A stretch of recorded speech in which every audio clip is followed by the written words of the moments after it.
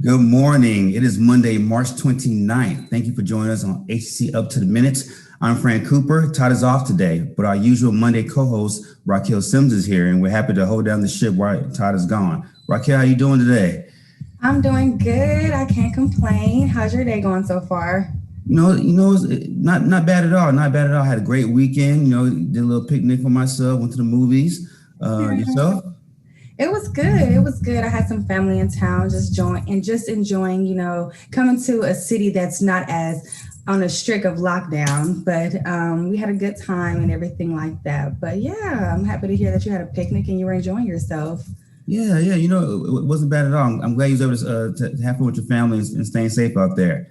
Yes. So, Raquel, hold on for a couple of minutes, and I'll get back to you right for the news and campus news all going all around the country. I mean, we're going around the campuses. So today we have two special guests. One here to talk about HCC's engineering program, and another to discuss a nonprofit that helps young girls be healthy, confident, and resilient. So we have Susan Thompson, who's the program director of HCC's engineering and STEM initiatives. Ms. Thompson, how are you doing today? I'm doing wonderful. Awesome. And Andrea Watkins, who's the program director of the Women's Fund for Health, Education, and Residency. Andrea, Ms. Watkins, how are you doing today? I'm doing fantastic. Thank you for asking. Awesome. We look forward to hearing about all about your program, Ms. Watkins. But first, we'll visit with Susan. So welcome to the show, Susan. Long time no see. It has been a while. It's great to be back. Awesome. Last year, you rose as the first freshman class in the UH HCC Engineering program. Tell us more about the benefits of that program. Oh, it's an incredible program.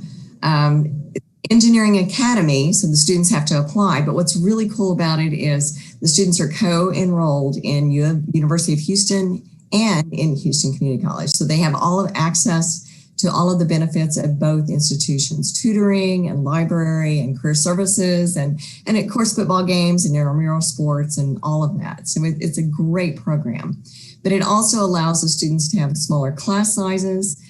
They're able to, work with their groups, so they're cohorted.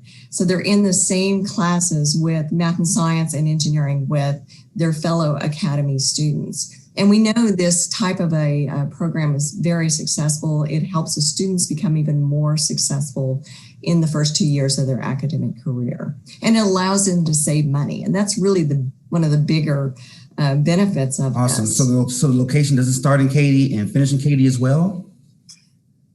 Absolutely. Well, there are several different options. So the students that are interested in mechanical, electrical, civil, computer, and industrial engineering can go with the academy. It's all in Katy the first 2 years, and then they transfer or transition to the main U of H campus. But U of H, University of Houston, and Katy has created 3 new engineering programs. And so they're allowed to stay in Katy and complete those programs as well. So there's huge benefits to staying local and allowing, to save money and work from home and that kind of thing, or go to school. Someone like myself who's very family oriented, that gives me an added incentive to be able to get my education and stay close to my family. Because a lot of times being a college student away from home, you're lonely. You miss mom's home cooking meals and things of that nature. So that's great to be local. Well, and the other benefit, they don't have to travel to downtown. But when you think about even students that are planning going to another university, if they're going to live in the residence halls, that's about $10,000 more a year that you put onto the bottom line of that college education. So staying home is such a benefit, or staying local is such a benefit. And we have so many engineering companies that we're working with to develop internships and connections and speakers and things like that. So again, it's all right here. It's kind of in our backyard in Katy. $10,000. That's big savings right there. Goodness. It's huge. So that's who all can apply, Ms. Thompson, to the program? We have opportunities for high school students right out of high school. So you have to complete your high school diploma. And ideally, students are calculus ready. So they've taken college level pre-calculus. Some students are taking AP courses in high school, and that's wonderful. But we want the students to be in cohort classes. So calculus, chemistry, physics, all of those engineering classes will be as cohorted for students that are coming right out of high school. HCC students or other college level students can apply, but again, they have to be calculus ready to step in. We do have opportunities for students that are in pre-calculus or that are ready for pre-calculus, but it's quite difficult to complete the next summer. They have to take 12 hours of classes the following summer to level up to the students that were calculus ready. So we encourage all the students to be calculus ready their first year if possible. And whether it's taking, summer classes to prepare or, working through HCC to get to that level, we would love to, it's to their benefit to be calculus ready. So HCC students and high school students. Wonderful, wonderful. In a pandemic world, how are students adjusting being in this program? What are some of the vital differences pre-pandemic and now in the pandemic? Well, that's a great question again, because we started this program this last fall. So our first students, our first class have completely been online. Not the ideal, not what we'd intended, but it's all been online. But, University of Houston and Houston Community College has adjusted to make it as interactive as possible, as program or project-based as possible. And the students have been very creative and developed their own studying groups outside of those that are established to the class. And they're really working together. And because they're in the same engineering classes, the same physics, the same chemistry and calculus classes, they know who else is in the academy, and they're able to, have discussions that are more comprehensive, not just about calculus, but how the calculus impacts the chemistry or impacts some of the engineering projects they're working on. So we're hoping this fall they'll have an opportunity to really be face-to-face and interact, and that we can go in and work with them as well through those classrooms. Wonderful, wonderful. In addition to our new Katy expansion, there's another new academy on the horizon. Tell us more about that. Well, the new academy is being developed on the east side at the Fraga campus. And we are in the process of developing. The MOU is still in the process of being signed, but we anticipate that the academy will be ready for the fall. And so we are putting together PR information and getting ready to share all of that with students. But right now, students that are interested in the east side U of H HCC Engineering Academy can apply through the Katy application. U of H HCC Engineering Academy at Katy, and we will give them an opportunity to choose the Fraga campus as we go forward.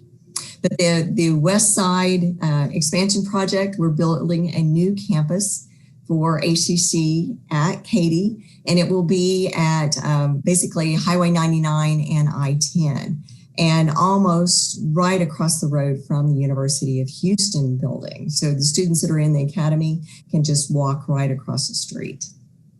Wow. And I've also heard, I don't know if it's rumors or not, but new outdoor learning spaces, the new horticulture spaces as well.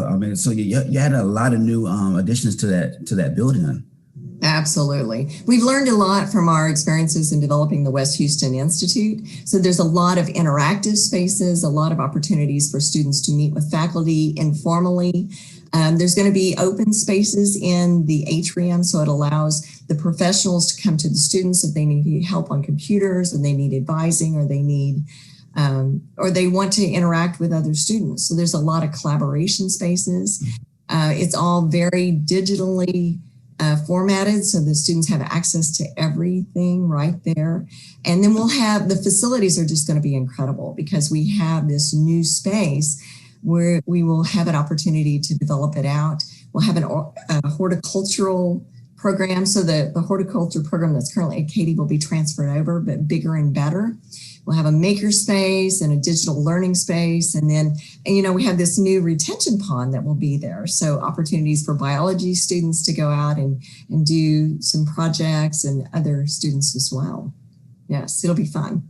Wow, that's simply amazing. I think it's a great opportunity for students to really expand in engineering while being at home and saving so much money. Ms. Thompson, thank you so much for your time. Susan Thompson, Program Director of the HCC's Engineering and STEM Initiatives. We have your info in our post after the show. Awesome. Thank you. Thank you so much for your time. Have a great day. You too.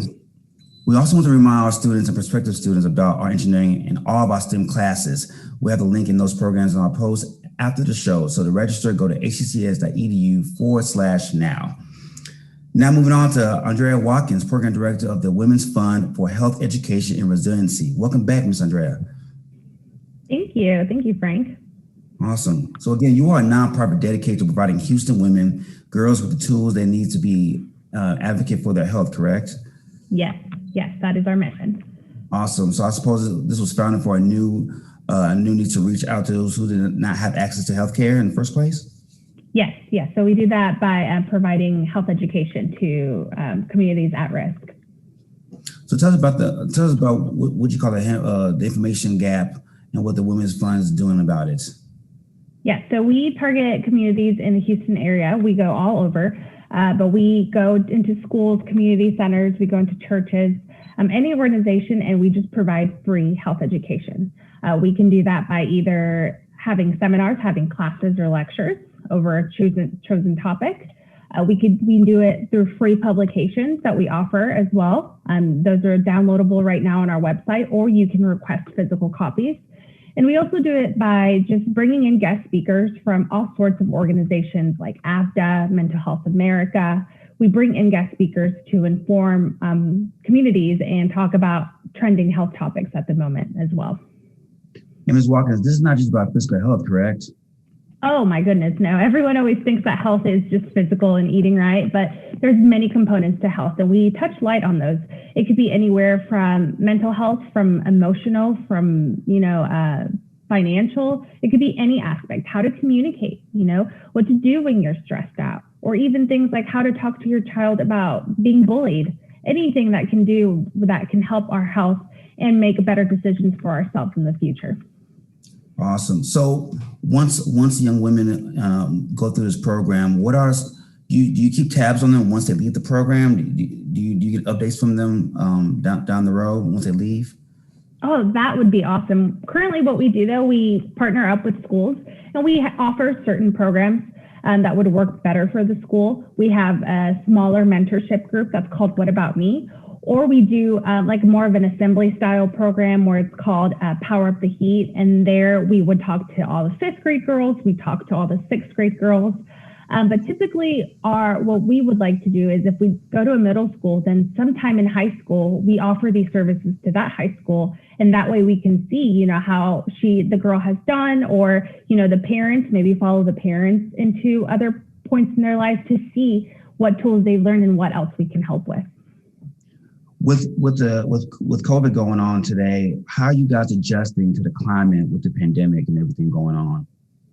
Yeah, so we, just like everyone else, had to pivot. We had to learn so many new things, but we have gone virtual.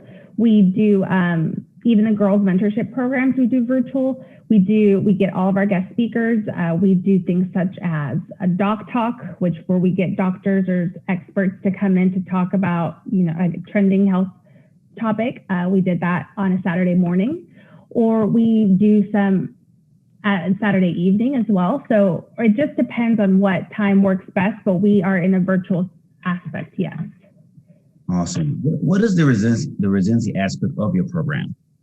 Yeah, so the resiliency aspect is, we all go through hard lives. We all go through hard things in our life. And so the faster you can pick yourself up and dust yourself off, the better it'll be for your health. Resiliency isn't something that we're born with, but it is a tool that we can put in our tool chest and continue to build on those resiliency skills. And knowing Houston, how much we've gone through with winter storms, COVID, hurricanes, I think Houston's a very resilient city, but sometimes we got to learn more on how to change our thought process into positive ones. I think that's so important to have that aspect too, because like you said, with so many natural disasters, with COVID, the world is really pulling its head right now. And it's very, very important to have those mentors to really, be cheerleaders, not on the sideline, but actually, walk you through the process like, hey, it's going to be okay. We are here to help, whatever you need. I think that's very, very important that you are doing it for our young women all across the city of Houston. Yes, I kind of take this role as like, I would want someone to do this for me when I was in grade school. I would want someone to talk to me about my body changing, to talk to me about the importance of having positive thoughts. So I take this role very seriously when I talk to the girls. And then for the women, it's just like, you know what, this, but let's retune what let's find out what's more out there about, how to make good decisions. As adults, we still need to learn how to make good, healthy decisions. Ms. Watkins, a personal question for you. What inspired you to be a part of this special program of helping young women? Yeah, so women have always been a very big passion of mine. And I grew up in a family of women. I'm an older sister. And so this kind of just fit my role in college, learning about women's studies and, really being an advocate for women's rights really helped me shift into this job almost naturally. So I'm very fortunate to have this position, and I don't even think of it as a job because I just feel like it's just such a passion for me to teach about health to women. I tell you what, with more people like you, the world will be a much safer and better place. People are just looking to pay it forward and help out people who are really in need. That really means a lot to not just women, but I'm sure parents all across Houston as well. Yes. And we did switch. Now virtually we do have men, and we are advocates for men too. So we don't discriminate. Anyone can watch our stuff. Now you are a nonprofit, but are your services free of charge? Yes. And you know what? I get so passionate in talking about the Women's Fund, I forget the most basic component is everything is free of charge. We have private donors that graciously love the work that we do as well. So they donate their time and money as well. So we can go and provide all of our services free to everybody. Awesome. Folks, for more info, that website is thewomensfund.org. However, we have all the info in our post after the show. Thank you, Ms. Watkins, Program Director of the Women's Fund for Health and Resiliency Education. Thank you so much for your time. Yes, thank you, Frank. Now back in news and events and announcements, we have Miss Raquel Sims. For those who don't know, she's my co-host, but I really should be her co-host. She runs the show out in Stafford, and she does this effortlessly. So I should be following your lead today, Raquel. No, you're doing an amazing job, but I'm just here to take the back seat. Before I dive into what's taking place out in Stafford, I just really want to just commend Ms. Watkins and Ms. Thompson for, just spearheading each and everything, and just paving the way for these women. And it's just a beautiful thing to, to be wrapping up Women's History Month and really just seeing what these iconic women have been doing, and just to hear what Ms. Watkins is doing with, pouring back into the community, as well as Ms. Thompson. I just really wanted to commend you all on doing a wonderful job and just being an inspiration to women like myself and seeing all of the wonderful things that y'all are doing. So I really wanted to say that y'all are amazing.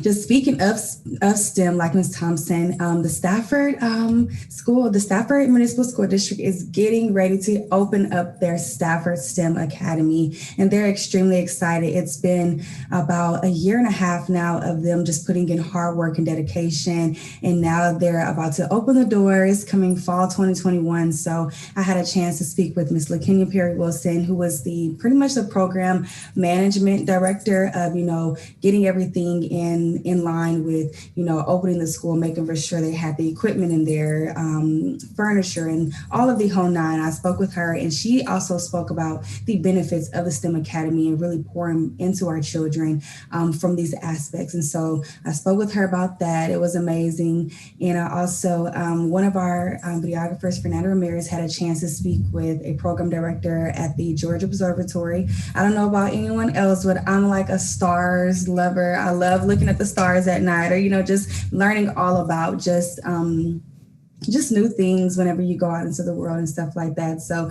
they are reopening with safety guidelines, of course. So they give us insight of how to come to the observatory and be safe, not only just be safe, but be able to enjoy yourself while you're there. So if you're looking for more information, just look them up, the Georgia Observatory. And also, Fernando had a chance to speak with the Sugarland Youth Cricket Club. With things kind of slowly but surely reopening, organizations are reopening as well. And, our kids have been just, in the house, looking for things to do. So now, the Sugarland Youth Cricket Club has opened their doors back up. And so if any anyone is interested in putting their child in cricket, by all means, feel free to do so. It's a wonderful, unique, peculiar sport. So that's pretty cool.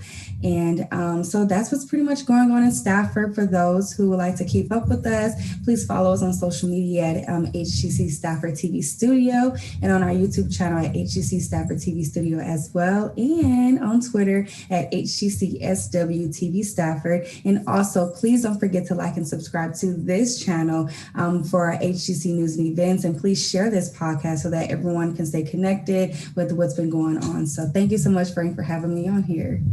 Absolutely, my pleasure. You know what? I need to learn how to play cricket. I see you play all the time, and it looks fun. And I'm a former athlete. I want to check that out one of these days. We should see how it goes. I wouldn't mind playing cricket, but I'm so clumsy. I will probably hit somebody in the head, or I will throw my shoulder out. Like, just throwing the ball that hard. I ran track and I'm sticking to it. I totally dig that.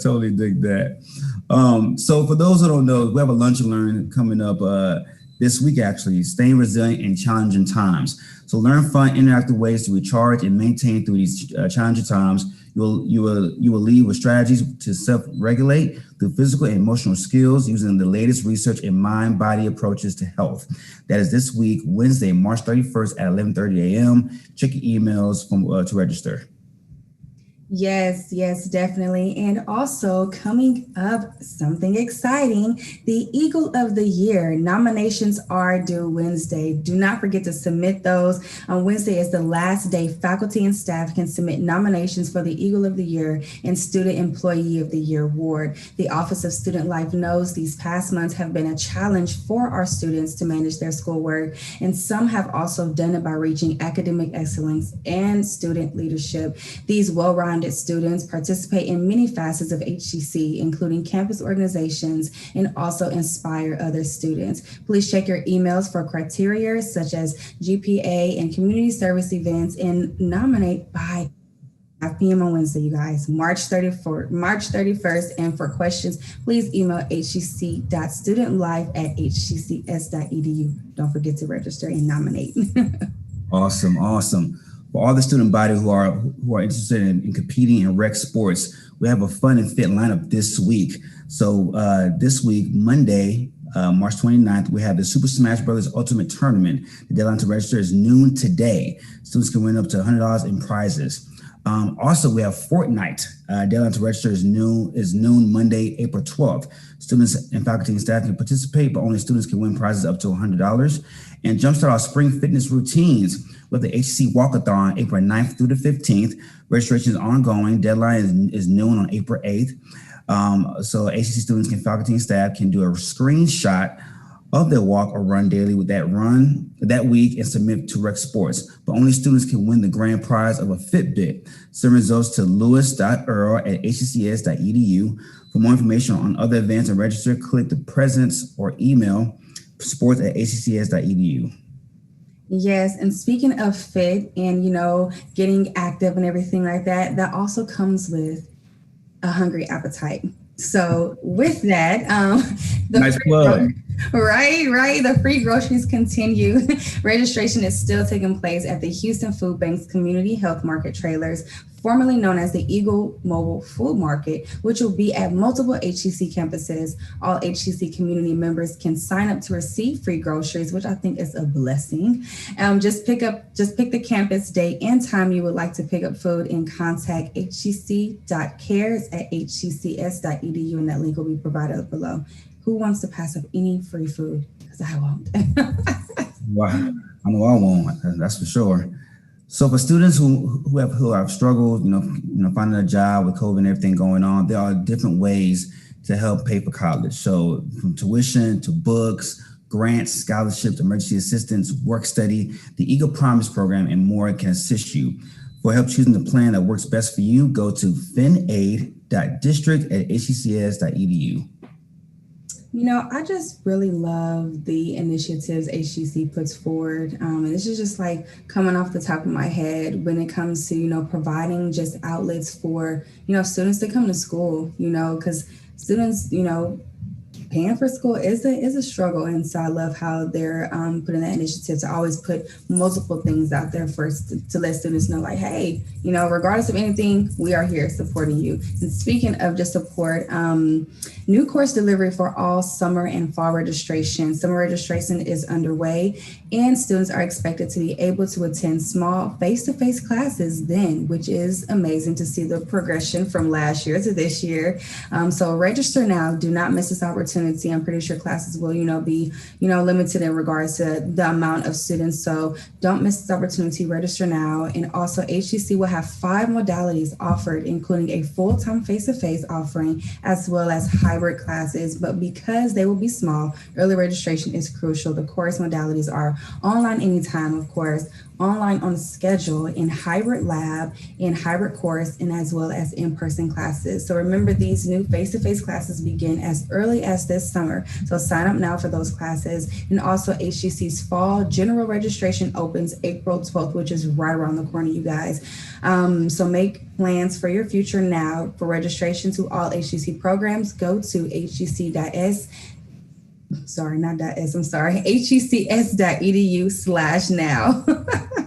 Absolutely. I think, Rocky, this is a great idea too, because normally fall registration doesn't start to the summer. So students, get in right now, get in when you fit in, sign up now. The sooner you sign in, the easier it is for you to select your classes that are available, because classes are filling up quickly due to social distancing and capacity limits, okay? Mm-hmm. So for more information, again, hccs.edu/now. Now, tomorrow, we have Tamblin Franklin, who's the HCC Career Specialist and Counselor, will give us an overview of upcoming job fairs, events, including a partnership with the Dress for Success and career gear for men. And then we have somebody else tomorrow, Raquel.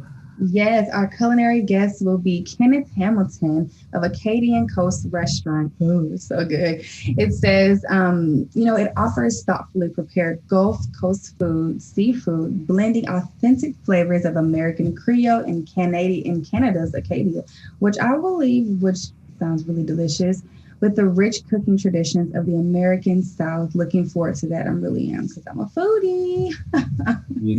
This is going to be torture for me, because I'm normally on the show on Tuesdays and Fridays. I'm going to be salivating at the mouth, listen to all these beautiful Creole dishes that Mr. Hamilton is going to create for us.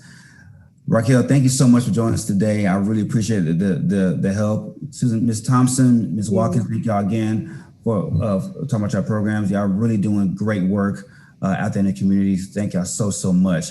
And the HCC community, thank you for joining us as well. We will see you next time on HCC Up to the Minute.